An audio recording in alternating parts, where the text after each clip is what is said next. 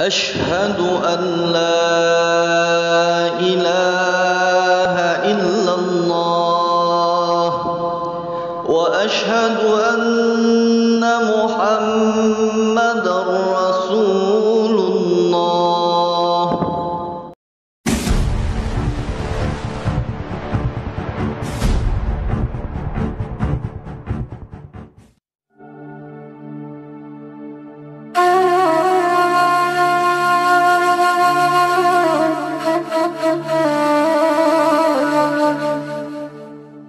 Yaitu adalah surat ini diturunkan ketika merupakan bagian dari tawaran yang disampaikan oleh orang kafir.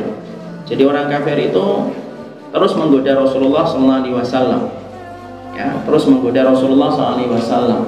Dan sesungguhnya godaan yang ditujukan orang kafir kepada Nabi, kepada orang musyrik, kepada Rasulullah, itu merupakan salah satu perkara yang terus dilakukan oleh mereka. Makanya kalau kita membaca di dalam sirah, Rasulullah itu digoda untuk menghentikan laju dakwahnya itu bukan hanya sekali dan dua kali, tetapi berulang-ulang. Jadi Rasulullah itu betul-betul dihasung supaya kemudian beliau itu meninggalkan kebenaran dan dakwah yang beliau sampaikan. Yang pertama adalah ketika Rasulullah SAW dihampiri oleh orang-orang musyrikun, lalu ditawari oleh orang musyrikun supaya Nabi itu menghentikan laju dakwah, dan mereka itu menawarkan kepada Nabi, yaitu adalah kedudukan kalau Nabi menginginkan kedudukan, memberikan kepadanya kekayaan kalau Nabi menginginkan kekayaan, dan siap memberikan kepadanya orang-orang yang paling cantik kalau memang Nabi menginginkan orang yang cantik. Makanya kemudian sampai Rasulullah SAW beliau bersabda di dalam salah satu pernyataan beliau, kalaulah matahari diletakkan di tangan kananku dan kemudian bulan di tangan kiriku, maka sesungguhnya aku tidak akan pernah menghentikan laju dakwah yang saya sampaikan untuk menyeru kalimat Allah. Di situ kita mendapati kebenaran itu selalu tidak pernah lepas dari iming-iming supaya membelokkan arah dakwah itu. Jadi perhatikan, jadi kalau ibu dan bapak memperhatikannya, jamaah memperhatikan, laju dakwah ketika menyuarakan kebenaran itu bukan didiamkan sama orang kafir, tapi akan dicoba bagaimana dihalau supaya kebenaran itu tidak lagi menyuarakan kebenaran. Cara yang pertama yang dilakukan oleh orang kafir dan orang musyrikun itu apa? Dengan cara yang lembut. Bagaimana cara itu adalah menghentikan dengan win-win solution. Dicari titik temunya supaya ketemu itu gimana? Digoda dengan kekuasaan, digoda dengan perempuan, dan digoda dengan wanita. Tiga perkara ini diajukan kepada Rasulullah, tetapi Nabi kemudian menampiknya dengan keras dan berkata, sesungguhnya kalaupun matahari diletakkan di sebelah kanan dan bulan itu diletakkan di sebelah kiri, maka sesungguhnya aku tidak akan pernah menghentikan dakwah ini. Makanya hati-hati, fitnah kekuasaan, fitnah perempuan, dan fitnah harta itu merupakan intrik yang selalu ditanamkan kepada setiap orang yang memegang kebenaran supaya mereka melenceng dan menyimpang serta tercerai-beraikan dari jalan kebenaran. Dan itu kita belajar dari sirah. Dan kita harus paham, musuh kebenaran itu pasti ada. Karena kita mendapati dalam surat Al-An'am, Allah menyampaikan kepada kita secara gamblang, wa kadzalika ja'alna likulli nabiyyin aduwan syayatinal insi wal jinni. Telah kami jadikan itu bagi setiap jin, bagi setiap para nabi dan orang yang beriman kayak nabi, itu musuh dari kalangan setan dan dari kalangan manusia, jin dan manusia. Berarti para nabi dan orang yang beriman itu selalu memiliki musuh. Jadi kalau kita perhatikan sirahnya yang pertama, yaitu nabi itu diajak untuk ketemu. Kamu maunya apa sih Muhammad? Kalau kamu mau perempuan, kami akan siapkan perempuan yang paling cantik. Kalau memang kamu ingin kekuasaan, kami akan berikan kekuasaan. Kalau kamu ingin untuk kemudian harta, kami akan kumpulkan harta. Tapi Nabi mampu menolaknya. Setelah kemudian berjalan, orang kafir itu ternyata, orang musyrikun itu tidak berhenti. Ternyata bagaimana mereka mencoba untuk menghalau jalan dakwahnya Nabi, itu tidak berhenti. Maka kemudian mereka mulai mengendorkan. Kemudian mereka berkata, sudahlah Muhammad, kalau memang kamu tidak mau dengan apa yang kami tawarkan dari harta, perempuan, dan kemudian kekayaan, sudah gini saja, kami menyembah kepada Tuhan kamu selama 1 tahun, kamu menyembah kepada Tuhan kami 1 tahun, enak. Jadi kita tidak perlu menyalah-nyalahkan.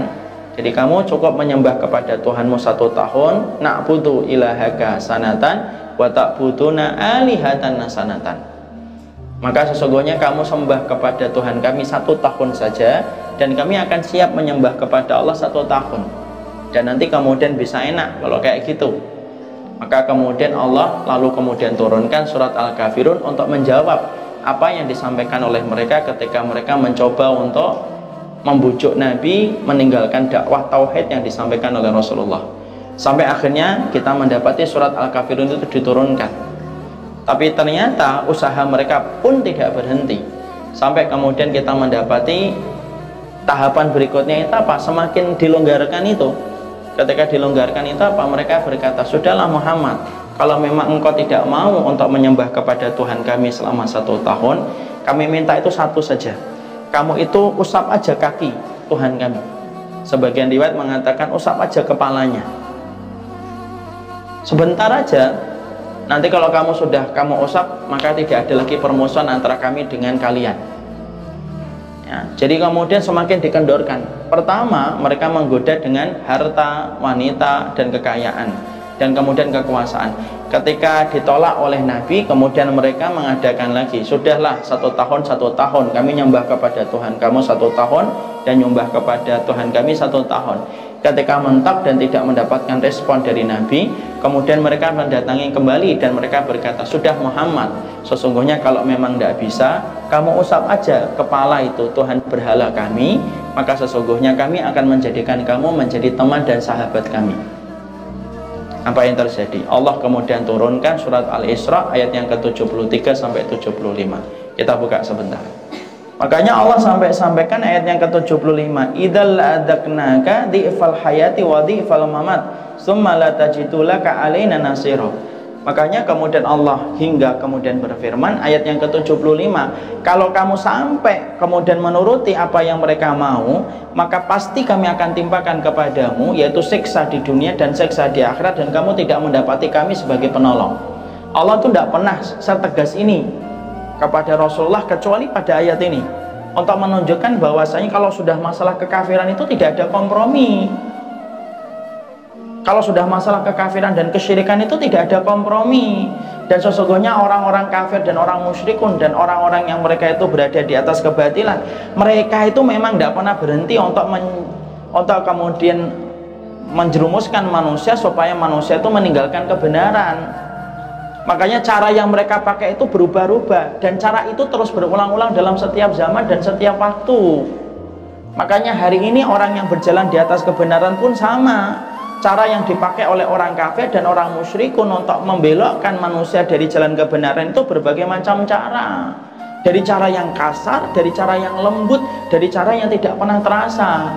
Dan memang semacam itu terus yang dilakukan mereka. Makanya kalau kita pikirkan, kenapa sih orang musyrikun sampai menawarkan satu perjanjian, satu kemudian kesepakatan, kamu usap kepalanya saja. Tapi kenapa Allah memberikan dan menurunkan ayat ini begitu tegas kepada mereka?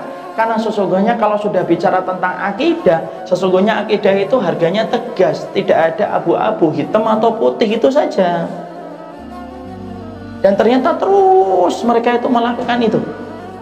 Makanya surat Al-Kafirun mengajarkan kepada kita, siapapun yang berjalan di atas kebenaran, dan siapapun Pak yang hari ini memimpin kebenaran umat, jangan dikira orang yang sedang memimpin kebenaran itu tidak datang kepada mereka godaan. Godaannya banyak.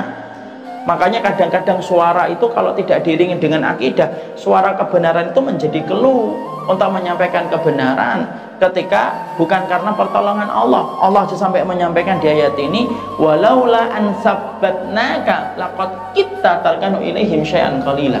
Kalau bukan kami yang neguhkan kamu wahai Muhammad, pastilah kamu itu akan cenderung dan condong kepada pemikiran mereka sedikit. Kenapa? Terus mereka berusaha terus.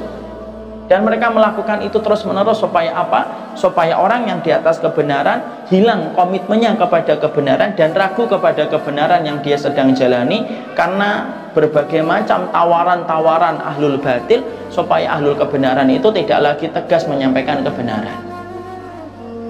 Ya, makanya semoga Allah itu menjaga para ustadz yang hari ini Masya Allah mereka sedang memimpin umat ya. Karena orang itu kalau sudah ada di atas Pak, memimpin umat gitu ya, dengan suara kebenaran dan tegas memimpin kebenaran dan menyuarakan untuk membasmi kebatilan, jangan dikira pandangan orang kafir itu kemudian luput dan tidak melihat mereka, terus akan dilihat terus itu. Dan bagaimana mereka kasak kusuk di belakang panggung atau mungkin di belakang mata kita, kita tidak tahu. Mereka melakukan sebagaimana yang mereka lakukan kepada Rasulullah, dan kejadian kepada Nabi itu pasti berulang kepada kehidupan sirahnya orang yang beriman. Makanya Masya Allah, siapapun ustadz-ustadz yang hari ini Masya Allah diberikan anugerah oleh Allah di atas ini, sekarang memimpin orang-orang yang beriman ketika sedang mendapati Masya Allah ya, atmosfernya kan sekarang atmosfernya kan atmosfer kebaikan. Jangan dikira bahwasanya mereka itu kemudian tidak ada tawaran-tawaran menggiurkan yang ada dalam kehidupan. Pasti tawarannya menggiurkan itu. Dan kita belajar itu dalam surat Al-Kafirun. Belum lagi kemudian suara-suara batil yang terus bagaimana kemudian memusuhi mereka dan memfitnah mereka dengan berita-berita yang tidak benar. Dan itu merupakan salah satu perkara yang sudah disampaikan oleh Allah Subhanahu wa taala. Makanya terus mereka melakukan itu. Jadi tawarannya Nabi, tawarannya orang musyrikun kepada Nabi supaya Nabi meninggalkan kebenaran itu melalui 3. Pertama, ditawari dengan kekayaan, itu yang paling lembut ini. Sudahlah, maunya apa? Perempuan, maunya kemudian kekayaan, atau kemudian maunya itu adalah kemudian harta. Ditolak sama Nabi, tawarkan surat Al-Kafirun ini turun, yang menjadi sebab turun. Sudahlah Muhammad, kamu nyembah kami setahun Tuhan kami, dan kami akan menyembah kepada Tuhan kami setahun, biar enak Muhammad. Ternyata mentah juga dan ditolak Nabi. Kemudian ternyata mereka mendatangi lagi kembali Nabi, karena mereka tidak pernah putus asa. Kemudian mereka menawarkan, sudahlah Nabi, tidak usah kemudian nyembah kepada Tuhan kami setahun lah, sudah kamu usap kepalanya mereka saja. Kalau kamu usap itu kepalanya mereka, biar mereka itu biar kami kemudian tidak perlu bermusuhan dengan dirimu ya. Dan itu ternyata dilakukan, dan kemudian ternyata Allah menegaskan bahwasanya itu tidak pernah terjadi, dan Allah meneguhkan Rasulullah SAW. Jadi disitulah kita paham surat Al-Kafirun memiliki asbabun nuzul. Jadi sebab turunnya surat ini ketika diturunkan oleh Allah dalam kehidupan, yaitu adalah karena tawaran yang disampaikan oleh orang musyrikun ketika mencoba untuk menggoda Rasulullah dari dakwah kebenaran supaya meninggalkan dakwah yang disampaikan oleh Rasulullah SAW. Makanya kemudian Allah turunkan Al-Kafirun yang menjadi furqan. Furqan itu apa? Pembeda dan pembatas jelas antara yang hak dengan yang batil, bahwasanya kekafiran itu tidak mampu dicampur adukan dengan akidah.